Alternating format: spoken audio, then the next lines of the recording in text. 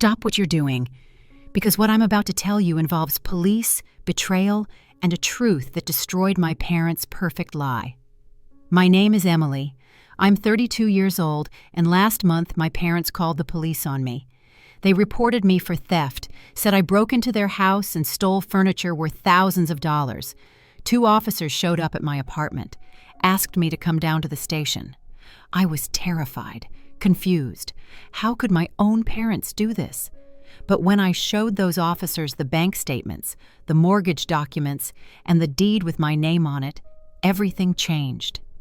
"Ma'am," the officer said slowly, "are you telling us you've been paying the mortgage on your parents' house for 7 years?" "Yes." "And they reported you for stealing from them?" "Yes." The officer looked at his partner, then back at me. "We need to have a conversation with your parents." What happened next exposed a lie my parents had been living for nearly a decade. Stay with me. This story gets wild. Let me take you back so you understand how we got here. I'm an only child, born and raised in Portland, Oregon. My parents, Karen and David Carter, were never great with money. My dad worked construction but couldn't keep steady jobs. My mom worked retail part-time. We moved a lot when I was a kid, always renting, never able to buy. They'd get behind on rent, we'd get evicted, we'd move to a new place. By the time I was in high school, we'd lived in 11 different apartments. It was chaotic, unstable, embarrassing. I swore to myself that when I grew up, I'd never live like that. I worked hard in school, got scholarships, went to Oregon State University for business administration. I worked full-time while going to school, graduated with minimal debt. At 23, I got a job at a tech company in Portland, started as a junior analyst. Within 3 years, I was promoted to senior analyst, making $85,000 a year. I was doing well, really well. I rented a nice apartment, saved money aggressively, invested smart. My parents, meanwhile, were still struggling, still renting, still moving every few years, still living paycheck to paycheck. When I was 25, they called me in a panic. "Emily, we need help. Our landlord is selling the building. We have 60 days to move." "Okay, where are you going to go?" "We don't know. We can't afford first month, last month, and deposit on a new place." My heart sank. "How much do you need?" "About $4,000. I had the money saved, so I helped them. They moved into a new rental, a small house in a decent neighborhood. For a year, things seemed stable. Then they called again. "The rent is going up." "We can't afford it." "How much is it going up?" $400 a month. "We can't swing it." "Can you find a cheaper place?" "We just moved. We can't afford to move again." I started sending them $400 every month to cover the increase. This went on for 6 months. Then my dad called with a different conversation. "Emily, your mother and I have been talking. We're tired of renting, throwing money away every month. I understand. We want to buy a house." "That's great, Dad. You should. But we can't qualify for a mortgage. My credit is shot. Your mom's isn't much better." I had a sinking feeling. "What are you asking?" "We're wondering if you'd consider buying a house." "We'd live in it? Pay you rent? Eventually we could buy it from you." "Dad, I don't think that's a good idea." "Please, Emily. We're getting older.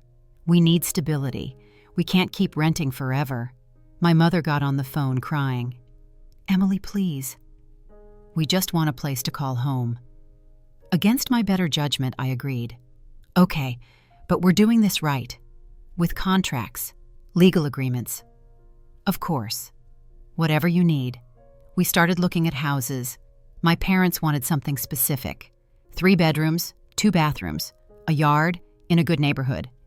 "Dad, houses like that are $350,000. That's a huge mortgage." "We'll pay you rent. It'll cover the mortgage. The mortgage payment would be about $2,200 a month. Can you afford that?" "We'll make it work." I was skeptical, but I wanted to help them. We found a house, perfect for them. $340,000, 3 bedrooms, nice yard, good area. I bought it, put down 20% from my savings, $68,000, took out a mortgage for the rest. My name was on everything, the deed, the mortgage, all of it. We signed a rental agreement. They'd pay me $2,200 a month to cover the mortgage. "Thank you, Emily. my mom cried when they got the keys. "You don't know what this means to us. Just make sure you pay the rent on time. I can't afford to cover it if you don't." "We will. We promise." The first 3 months they paid on time. Then they started paying late, a few days, then a week, then 2 weeks. "Sorry, honey. Your dad's job had a delay in payroll. Mom, I need the money on the 1st. The mortgage is due on the 1st. We'll get it to you." "Don't worry." I started having to cover the difference with my own money. By month 6, they were consistently 2 weeks late. I had a serious conversation with them. "Mom, Dad, this isn't working. You're late every month. I can't keep covering for you." "We're doing our best." "I know, but maybe this house is too expensive. Maybe we should sell it and find you something cheaper." "No." My mom looked panicked. "This is our home. We love it here. We'll do better." They didn't do better. By the end of the first year, they owed me $8,000 in late payments I'd covered. "We'll pay you back," they promised. They never did. Year 2 was worse. They'd pay maybe $1,500 of the $2,200. I'd have to cover the rest. I tried talking to them. "This is unsustainable. I'm covering $700 a month plus my own rent." "We know. We're sorry. Things will get better." They didn't get better. By year 3, they were barely paying anything, maybe $1,000 a month, sometimes nothing. I was covering the entire $2,200 mortgage most months while also paying $1,400 for my own apartment. I was hemorrhaging money. I sat them down. "We need to talk. This arrangement isn't working." "What do you mean?" "I've been covering most of your mortgage for 3 years. I've paid over $30,000 that you owe me." "We'll pay you back." "When? You can barely afford to pay anything now. Don't raise your voice at us." "I'm not raising my voice. I'm trying to figure out a solution. Maybe we sell the house." "This is our house." "No, Mom. It's my house. My name is on the deed. I'm paying for it. We live here. We've made it our home." "I understand, but I can't keep paying for 2 houses." "So what? You're going to kick us out?" "I'm not kicking you out. I'm saying we need to make changes." My father spoke up. "We won't leave." "You can't make us." That's when I realized this was going to be a problem. For the next 4 years, the situation continued. I kept paying the mortgage. Most months, all of it. My parents kept living in their house, treating it like they owned it. They renovated the kitchen, painted the walls, planted gardens. "Don't we need to ask you before making changes?" I asked. "It's our home. We can do what we want. But I own it." "On paper, maybe. But we live here." They started telling people they owned the house. At family gatherings, they'd say, "Come see our house." My aunt pulled me aside once. "It's so wonderful your parents finally own a home. They don't own it." "I do." "What?" But they said, "They're lying." My aunt looked uncomfortable. Oh. By year 7, I'd paid over $120,000 toward that house. My parents had paid maybe $40,000 total. I'd covered $80,000 from my own money. Meanwhile, I was still renting my apartment, still trying to save for my own future. At 31 years old, I was broke because I was supporting my parents. I met with a lawyer. "What are my options?" "Well, the house is in your name. You can sell it. They're living there. They won't leave. You can evict them." "Legally, they're my parents." "I understand, but legally, they're tenants who aren't paying rent. You have every right to evict them. I didn't want to evict my parents, but I also couldn't keep living like this. I decided to sell the house. The market had gone up. The house was now worth $480,000. I called my parents. "I'm selling the house." "What? You can't." "I can. It's my house. I've been paying for it for 7 years. We've put so much work into this house. I'll give you 3 months to find a new place. I'll even help with the deposit." "We're not leaving." "Mom, I'm selling the house." "You have to leave. You're a horrible daughter. After everything we've done for you." "What have you done for me?" "I've paid $120,000 for this house while you've lived rent-free." "We didn't live rent-free. We paid rent." "You paid maybe $40,000 over 7 years. That's $476 a month on average. For a 3-bedroom house, that's nothing. We did our best. Your best isn't enough. I'm 31 years old and I'm broke because I've been supporting you. I can't do it anymore." She hung up on me. I listed the house. The house went on the market. Within 2 weeks, I had multiple offers. I accepted one for $485,000. I called my parents. "The house sold. Closing is in 30 days. You need to be out. We're not leaving. Mom, you have to leave. The new owners take possession in 30 days. Let them try to kick us out. Are you serious right now? This is our home. You can't just sell our home. It's my home. I've been paying for it. My dad got on the phone. Emily, if you go through with this, you'll never see us again. If that's your choice, we mean it. You'll be dead to us." I couldn't believe what I was hearing, but I continued with the sale. I hired movers for a week before closing. I was going to move their stuff out myself if I had to, but when I arrived at the house with the movers, my parents had changed the locks. I couldn't get in. "Mom, open the door." "No. I'm the owner of this house. Open the door or I'm calling the police." "Call them. We'll tell them you're trying to break in." I called the police. 2 officers arrived. I showed them the deed with my name on it. "Officers, I own this house. I've sold it. These are my parents living here as tenants. They've changed the locks and won't let me in." The officers knocked on the door. "Sir, ma'am, please open the door." My dad opened it. "What's the problem, officers?" "Your daughter says she owns this house and you've locked her out." "That's ridiculous." "This is our house. Do you have documentation proving ownership?" "We've lived here 7 years. This is our home." "But is your name on the deed?" My dad hesitated. "No, but..." "Then legally, this is your daughter's property. You need to give her access. She's trying to kick us out. That's her right as the owner." I had the movers take the furniture I'd bought for them over the years. The couch I'd purchased when they moved in, the dining room table, the beds, the dressers, all things I'd bought and paid for. My parents watched, furious. "You're stealing from us!" my mother screamed. "I'm taking my furniture from my house. We'll call the police." "The police are standing right here," one officer spoke up. "Ma'am, if your daughter purchased these items and has proof, she has every right to take them." "This is theft." "No, ma'am, it's not." I took what was mine and left. 2 days later, I got a call from the police department.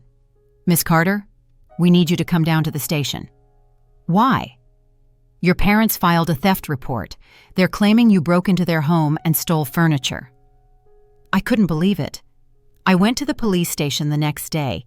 2 detectives sat me down in an interview room. "Ms. Carter, your parents filed a report claiming you stole furniture from their home." "That's not true. They're saying you took a couch, dining set, beds, dressers, and other items without permission. I took furniture from a house I own. Furniture I purchased. Your parents claim they own the house. They're lying." I pulled out my folder. I'd brought everything.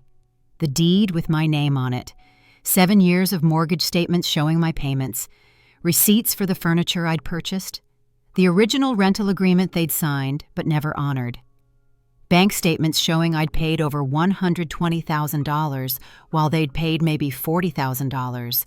I laid it all on the table. I bought this house 7 years ago for my parents to live in. They were supposed to pay me rent to cover the mortgage. They never did. I've been paying for everything. The detectives looked through the documents. "You've been paying their mortgage?" "Yes, for 7 years, over $120,000 out of my own pocket. And they told us they own the house. They've been telling everyone they own it. But legally, I'm the sole owner. My name is the only name on the deed."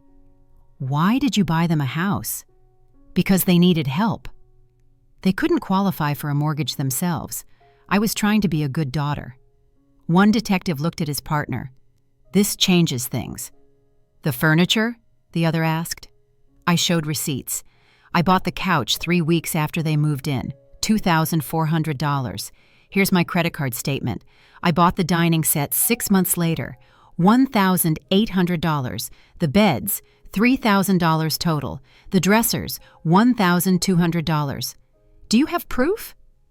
I showed them everything: photos of delivery, credit card receipts, order confirmations. This furniture is mine. I paid for it. I put it in the house I own. I took it when I sold the house. The detective leaned back. Ms. Carter, it appears your parents filed a false police report. What happens now? We need to have a conversation with them.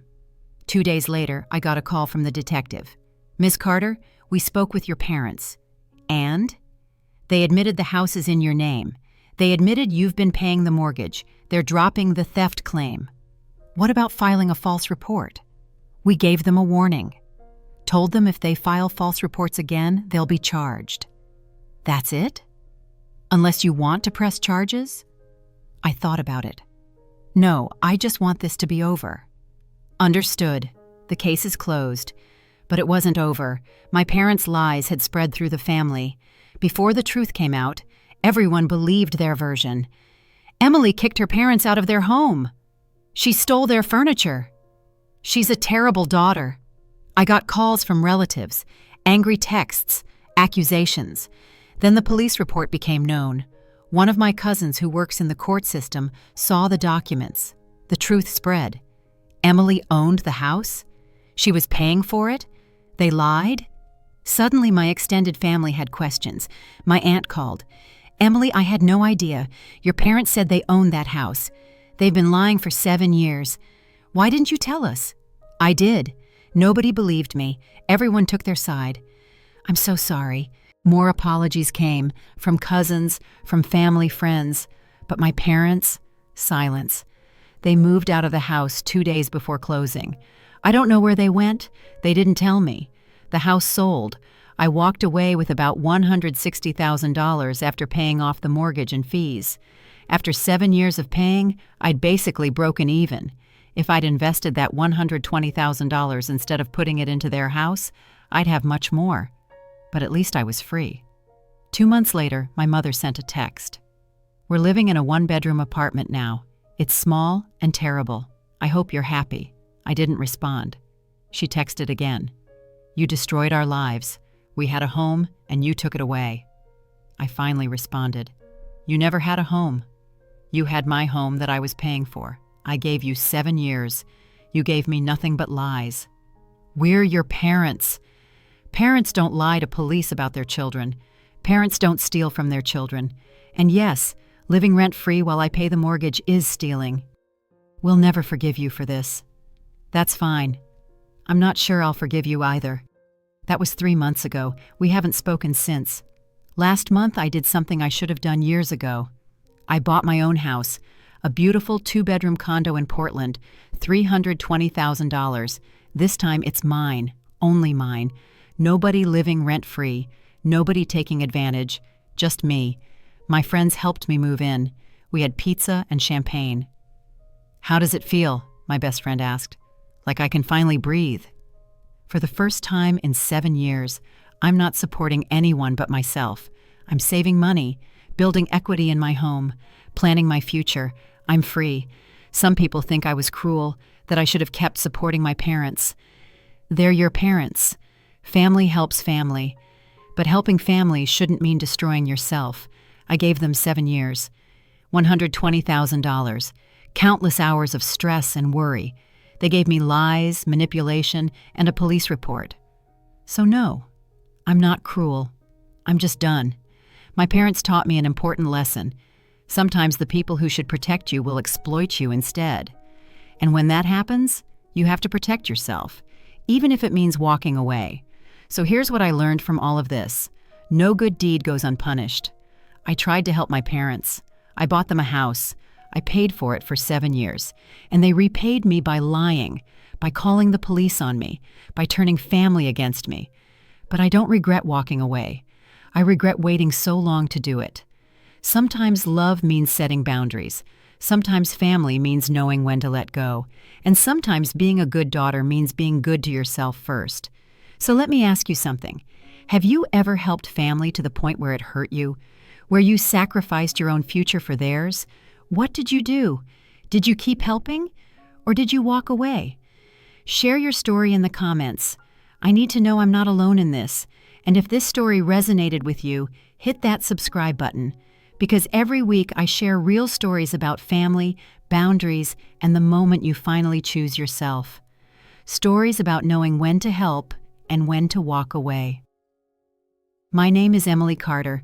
I spent 7 years and $120,000 helping my parents live in a house I owned. They called the police and accused me of theft, but the only thing stolen was 7 years of my life, and I'm taking them back now. Thank you for listening. Remember, helping family is beautiful, but destroying yourself in the process is not. Set boundaries, protect yourself, choose you, especially when family asks you not to. See you next time.